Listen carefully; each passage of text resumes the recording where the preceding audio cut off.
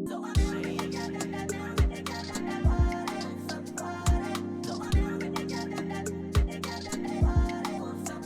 I the arsehole for ghosting my fiancé? I am planning on leaving my fiancé in just a few short weeks at the end of our lease. My fiancé and I have been together for 5 years now. Since day one, we have known that we were it for each other and have known and talked about getting married. Over the years, we've had a few major road bumps in our relationship that I have attempted to move forward from, but I feel as if I'm doing a disservice to myself by being too passive and forgiving. 2 years into our relationship, I was working at a high-paying job, happy in my career and on the path to making what potentially could have been the highest salary I will ever see. I had an option to stay in the city I was working in and progress forward. However, he wanted me to move back to our hometown so we could start our lives together, which means getting engaged. My co-workers advised me against taking the promotion I wanted in my hometown, as that location was known for its horrendous outcomes. He knew this and still allowed me to make the move.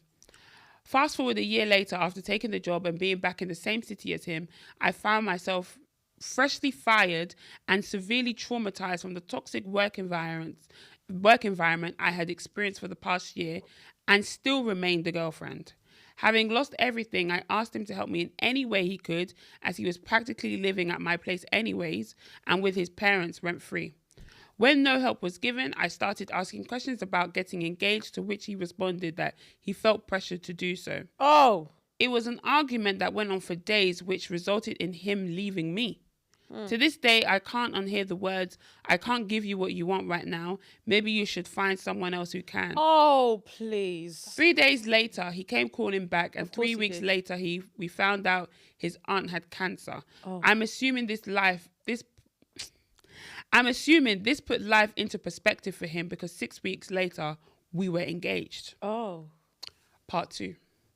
I'd like to start off this by saying that after he left me, I was nearly sure I no longer wanted to marry him. Nonetheless, emotions were high, and I was not mature yet. Naturally, as a newly engaged woman would do, I began to attempt to plan the wedding. The joy of the engagement was very short-lived. Every time I went to take a step forward, he had a reason why he needed to take 2 steps back. He wanted to wait a year to start planning, amongst many other concessions that he gave. Regular planning stress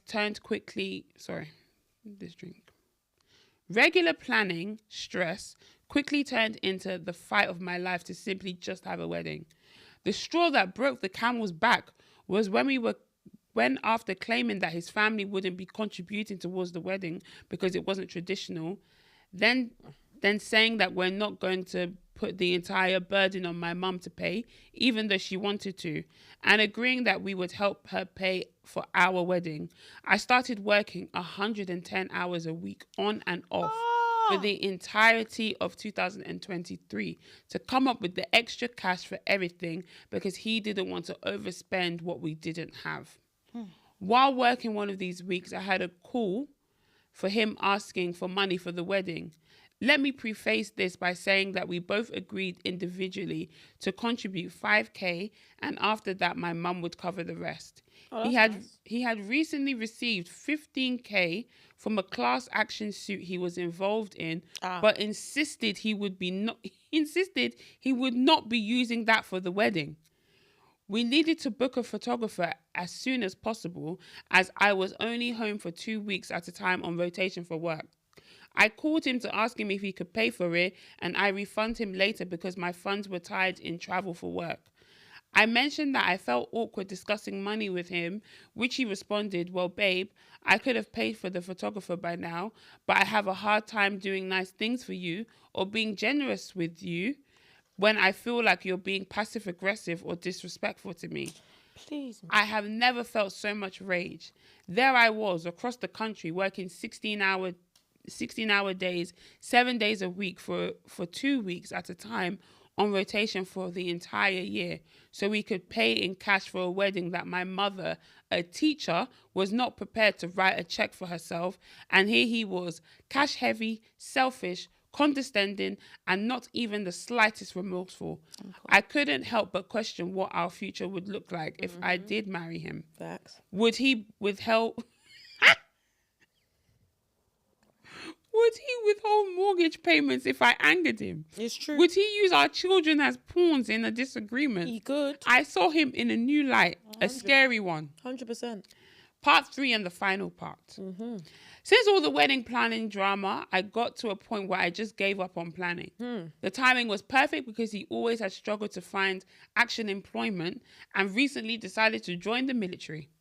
That became my saving grace to halt the wedding planning and allow him to focus on trying to become an officer. Well, as of now, he's struggling with that as well. Of course he is. I have seen this man start a successful business and fail only because his efforts lacked severely. I've seen people hand him opportunities only for him to blow them. And now I'm watching him struggle to reach his military goals.